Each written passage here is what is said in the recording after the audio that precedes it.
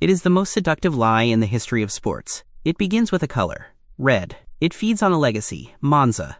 And it ends, almost inevitably, in heartbreak. For decades, the Formula One paddock has whispered a warning to any driver brave enough to listen. Ferrari is not just a racing team. It is a grinder of human potential. It seduces champions with the promise of immortality, only to chew them up and spit them out, questioning their own talent. In 2025, the world watched in awe as the ultimate super team was assembled. Lewis Hamilton, Charles Leclerc, the prancing horse. It was supposed to be the year the drought ended. It was supposed to be the return of the king. Instead, it became a masterclass in self-sabotage. How did the most successful team in history manage to build a car so fragile it was dangerous to drive? Why is the company's own ownership waging war against its drivers? And why, after nearly 2 decades of failure, does the cycle keep repeating? Welcome to Maranello. This is the story of how the dream died. To understand the disaster of 2025, you first have to understand the addiction. Next year is our year.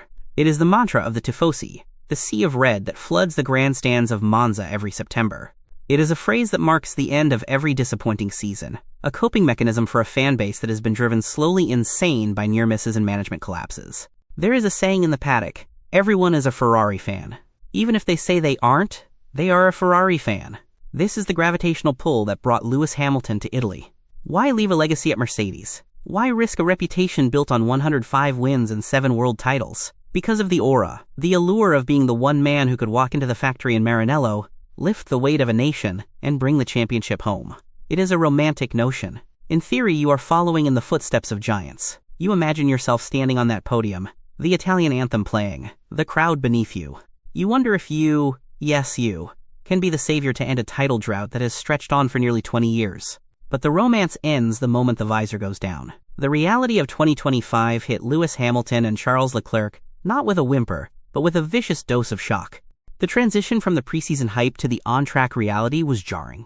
In the months leading up to the first race, Ferrari had effectively won the PR World Championship. The imagery of Hamilton in red, paired with Leclerc's raw speed, convinced the world that they were moving for the kill. They carried themselves with the swagger of victors before a wheel had even turned. And then, they drove the car. Midway through a weekend that can only be described as catastrophic, the radio messages began to paint a bleak picture. I'm not happy. Tough weekend so far. It's not going well. The car was very, very slow today. Gave it everything. Didn't feel that bad, but we are slow. That was the sound of a 7-time world champion, realizing he had walked into a trap. The optimism evaporated, replaced by a grim acceptance. So I think at this point, it's literally just about having fun. Having fun. In Formula One, that is code for surrender. It is what a driver says when the engineering battle is already lost. What started as the most hopeful venture in modern motorsport turned into a depressing, week-by-week struggle for survival. And survival is not an exaggeration. To understand why 2 of the greatest drivers on the grid looked like amateurs, we have to look at the machine they were given, the SF25. In the second half of 2024, Ferrari's previous car, the SF24, had actually shown promise. It was stable. It was improving. Logic would dictate that for 2025, the team should simply evolve that concept, refine it, polish it, and chase the title. But Ferrari did not do that. Over the winter break, in a decision that baffled technical analysts, the team decided to scrap their philosophy. They changed, by their own admission, 99% of the car. In the final year of a regulation cycle, a time when most teams are maximizing known quantities, Ferrari decided to start from scratch. Their justification? They claimed the old car had no room for potential left. They wanted a higher ceiling. What they built instead was a glass cannon. The SF25 wasn't just slow, it was fragile. We are talking about a chassis that was seemingly more delicate than a box of eggs. The engineering compromises required to make it run were nothing short of absurd. First, there was the ride height issue. In modern ground effect cars, the lower you run the car, the more downforce you generate. But the SF25 had a fatal flaw. If the engineers dropped the ride height to where it needed to be for speed, the plank underneath the car would wear away instantly. This isn't a minor technicality. If the plank wears down beyond a certain tolerance, it is an automatic disqualification. We saw this risk materialize, forcing the engineers to raise the ride height. But raising the car broke the aerodynamic seal with the ground. It made the car sluggish, detached, and critically slow. It was a catch-22. Run it low and get disqualified. Run it high and get overtaken by the midfield. But that wasn't even the most terrifying part. The braking system became a critical point of failure. The car behaved with such unpredictability that driving became an exercise in risk management rather than racing. Reports from the cockpit described a nightmare scenario. The brakes could simply not handle the thermal load of a full push lap. If you don't do 300 meters of lift and coast every corner, the brakes will simply explode. Think about that for a moment. 300 meters. In a sport defined by braking as late as physically possible, millimeters from the apex, Ferrari drivers were being asked to lift off the throttle nearly a third of a kilometer before the turn. This destroys lap time. It destroys tire temperature. But more importantly, it destroys driver confidence. You cannot attack a corner if you are terrified. The pedal will go to the floor and the calipers will shatter. This was the SF25, a car expected to challenge for the Constructors' Championship. A car expected to give Lewis Hamilton a fighting chance at an 8th title. Instead, it was a rolling contradiction of engineering failures. Now, in Formula One, failure happens. It is a prototype sport. Teams up and down the grid, from Williams to Red Bull, get it wrong sometimes. If Ferrari had simply admitted they were overly ambitious, that they underestimated the difficulty of switching concepts, the narrative might have been different. It is a competitive sport. If other teams do a better job, that is just the way it is. But the technical failure of the car is not the main issue here. The car is just metal and carbon fiber. The real rot lies in the flesh and blood of the organization. The issue is how Ferrari reacts when the crisis hits. And, in 2025, the reaction from the top was nothing short of a public relations suicide. When a team is in free fall, the standard procedure is unity. You circle the wagons, the team principal shields the drivers, the technical directors take the heat, and the ownership issues vague statements of support. You need a leader who rallies the troops. You need positive reinforcement when the media vultures are circling. In the midst of the 2025 disaster, after yet another double DNF did not finish at the Brazilian Grand Prix, a weekend that broke the spirits of the Tifosi, the world turned to Ferrari's chairman, John Elkann, for leadership. Here is what he said. There is no doubt that the car has improved thanks to the engineers. For the rest, the level is not up to par, and it's crucial that our drivers focus on driving and talk less. Let that sink in. Talk less. The reaction across the motorsport world was immediate and visceral. Shock, laughter, disbelief. Here was the chairman of Ferrari, shifting the blame away from the engineering failure and squarely onto the shoulders of Lewis Hamilton and Charles Leclerc. He claimed the car had improved, a statement that was demonstrably false by every metric on the stopwatch, and suggested the problem was the men behind the wheel. It was a moment that revealed the fundamental disconnect at Maranello.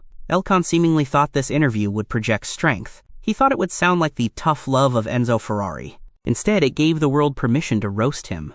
It initiated a global discussion on why Ferrari needs restructuring, starting not with the mechanics but with the people in the boardroom. Jenson Button, a world champion himself, saw the comments and couldn't stay silent. He left a comment on social media that summed up the paddock's feelings. Maybe John should lead by example. But by then, it was too late. The damage was done. To suggest that the drivers are the problem at Ferrari is to ignore 2 decades of evidence. Let's look at the graveyard of champions that Ferrari has cultivated since their last constructors' title in 2008. In that time, they have had Fernando Alonso, a double world champion. They had Sebastian Vettel, a 4-time world champion. They have Charles Leclerc, widely regarded as the fastest qualifier of his generation. And now, Lewis Hamilton, the statistical greatest of all time. And yet, according to the upper management narrative, the lack of championships is down to them? It is ignorance at its absolute peak. Fred Vasseur, the current team principal, hinted at this frustration midway through the season. When rumors swirled that his own job was at risk, he offered a cryptic but telling defense. If Ferrari hasn't won for years, we've changed the team principal. The drivers, we've changed everything except one thing. He didn't finish the sentence, but he didn't have to. The one thing is the culture. The one thing is the ownership. Since 2008, the leadership instability at Ferrari has been staggering. They treat team principals like disposable tissues. Stefano Domenicali, Marco Mattiacci, who lasted only 7 months, Mauricio Arrivabene, Mattia Binotto, and now Fred Vasseur. 5 leaders in 15 years. Contrast this with their rivals. Christian Horner has led Red Bull since 2005. Toto Wolff has led Mercedes since 2013. Stability breeds success. Chaos breeds chaos. But the tragedy isn't just that Ferrari fires people. It's that those people go on to find massive success the moment they leave the toxic orbit of Maranello. If you want to understand why Ferrari loses, look at where their ex-employees win.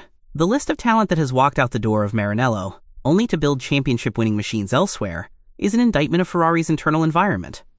Take James Allison. He left Ferrari and went to Mercedes in 2017, where he led the technical development of the W11, arguably the fastest Formula One car ever built. Take Laurent Mekies. He left Ferrari in mid-2023. By 2024, he was revitalizing the RB AlphaTauri team and stepping into a major leadership role within the Red Bull family. But the most damning example, the one that should keep John Elkann awake at night, is Andrea Stella. Stella spent 15 years at Ferrari. He was a key engineer during the Schumacher era and the Alonso era. He knew the team inside out. He left to join McLaren in 2015, arriving when that team was at its absolute lowest point, struggling at the back of the grid. Over the next decade, Stella became one of the most influential figures in McLaren's resurrection. He didn't panic. He didn't blame his drivers. He built a culture. Slowly, methodically, McLaren built themselves back into a winning machine. Under Stella's guidance as team principal, they captured the Constructors' title. They helped Lando Norris become a world champion. They did everything Ferrari promised to do, but without the drama. Meanwhile, back in Italy, Ferrari is busy fighting its own drivers. The criticism of Lewis Hamilton in 2025 has been particularly harsh. The Italian media, fueled by the team's leaks, has painted him as a driver past his prime. They point to the scoreboard. Ferrari has won 56 races since 2007. Hamilton, as a single individual, has won 105. In terms of pole positions, it is 104 to 68 in Hamilton's favor. Since 2007, Lewis Hamilton has transcended the sport. He has broken every record in the book, leaving nothing but a trail of dust for the Italian team. Ferrari looked at that success and thought, we need him. But they failed to realize they had already tried this strategy. They had Fernando Alonso. They had Sebastian Vettel. Both arrived as conquerors. Both left as broken men. The definition of insanity is doing the same thing over and over and expecting different results. Ferrari's upper management points fingers at everyone but themselves. There is no self-awareness. No internal reflection. Just politics. This brings us back to John Elkann's command. Talk less. This attitude is not just rude, it is technically suicidal in modern Formula One. The upper management at Ferrari seems to believe that when they win, it is thanks to the genius of the car. But when they lose, it is the driver's fault. The driver is not allowed to criticize the great Ferrari. But drivers have every right to express frustration if the equipment is dangerous. They are the ones strapping themselves into a carbon fiber rocket at 200 miles per hour. They feel every imbalance, every vibration, every nuance. When a driver like Lewis Hamilton, who has been in F1 for almost 20 years, says something is wrong, maybe it would be a good idea to listen. Telling them to shut up and drive is the quickest way to burn a bridge. But more importantly, it cuts off the most valuable stream of data a team has. Adrian Newey, the greatest car designer in the history of the sport, has a philosophy on this. People in the industry spend too long looking at the data and not long enough listening to what the driver is saying. The driver is the most sensitive sensor in the car. Adrian Newey has won more championships than any designer in history. He worked with Vettel. He worked with Verstappen. He listened to them. Hamilton tried to bring this culture to Ferrari. Throughout the 2025 season, reports emerged that Hamilton was preparing detailed documents, dossiers of feedback, and sending them to senior figures. He held meetings with upper management to discuss efficiency, strategy, and operations. He was trying to do what he did at Mercedes, build a team around the driver's feedback. But just like Sebastian Vettel before him, his efforts fell on deaf ears. Maurizio Arrivabene, the former team boss, recently admitted in an interview that Vettel's efforts to change the team were almost useless. The culture of "we know best" is so deeply ingrained in Maranello that it acts as an immune system, attacking anyone who tries to cure it. This attitude is what causes burnout. You saw it with Vettel. He started his Ferrari career with so much life, so much fire. By the end, he was unrecognizable. The red suit took a toll on him that was visible on his face. Now we are seeing the early signs of the same weariness in Hamilton and Leclerc. This feedback loop, or the lack of it, is why teams like Williams and McLaren have surged past Ferrari. When Lando Norris struggled with the McLaren, the team implemented modifications specifically to help him feel comfortable. They didn't tell him to drive better. They engineered the car to suit him. Ferrari does the opposite. They recruit a superstar to represent the brand, to sell road cars, to boost the stock price, and then proceed to ignore them when they try to fix the racing team. It is baffling, but for students of F1 history, it is not new. To understand 2025, we have to rewind to 1991. The parallels are chilling. Alain Prost, the professor, had arrived at Ferrari as a world champion in 1990. He almost won the title that year, losing out only after the infamous crash with Ayrton Senna at Suzuka. Expectations for 1991 were sky high. The goal was clear: avenge the loss, win the championship. But Ferrari turned up to the 1991 season with a lazy evolution of their old car. They had put too much focus on the previous year's battle and neglected the future. Meanwhile, Williams and McLaren had made massive technological leaps. The Ferrari 642 was a disaster. Prost, a perfectionist, pressured the team. He demanded a redesign. The team panicked and introduced the 643 midway through the season at the French Grand Prix. It showed flashes of promise, but it was complicated and uncompetitive. Tension built. The Italian media turned on Prost. The upper management felt threatened by his power within the team. It became Prost versus Ferrari rather than a united front. The tipping point came at the Japanese Grand Prix. Frustrated by a car that felt like a truck, Prost made a comment to the press. He famously compared the steering to that of a truck. Ferrari didn't fix the steering. They fired the driver. Alain Prost was sacked before the final race of the season. That fallout is the textbook example of everything wrong with the Scuderia. Everything is about image. The prancing horse is not just a brand. It is an icon of Italy. It is a symbol of national pride.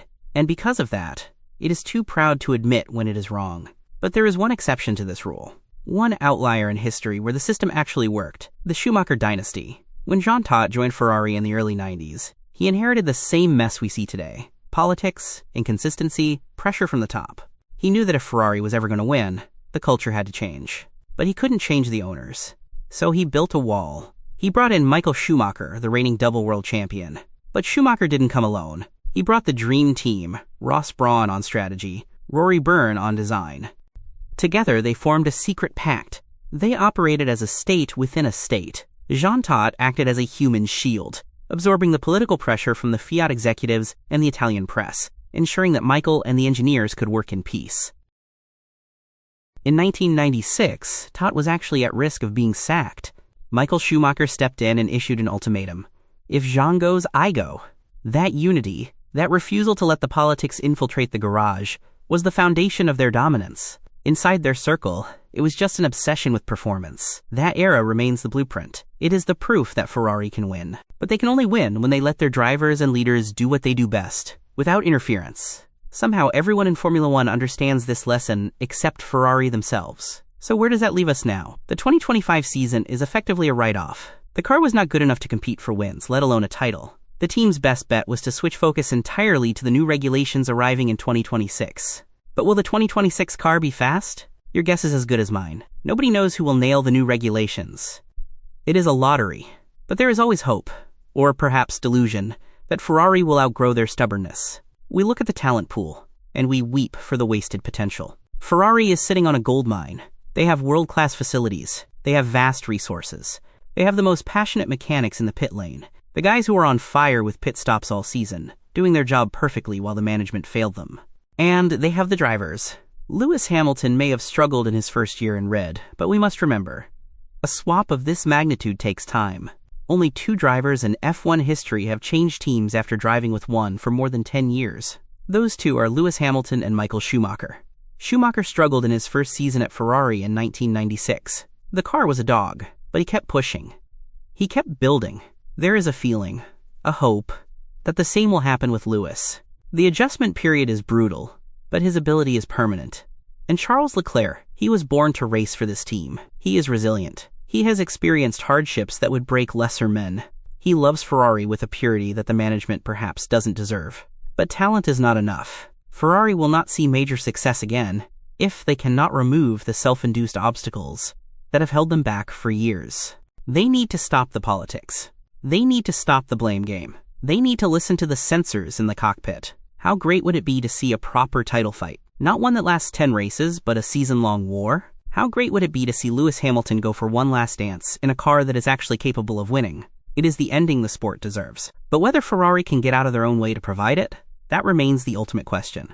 The allure of the red car is eternal. The Tifosi will return to Monza next year. The flags will wave. The smoke will rise. And the whisper will start again. Next year is our year. But until the people at the top learn to value their people over their pride, next year will always be just a dream.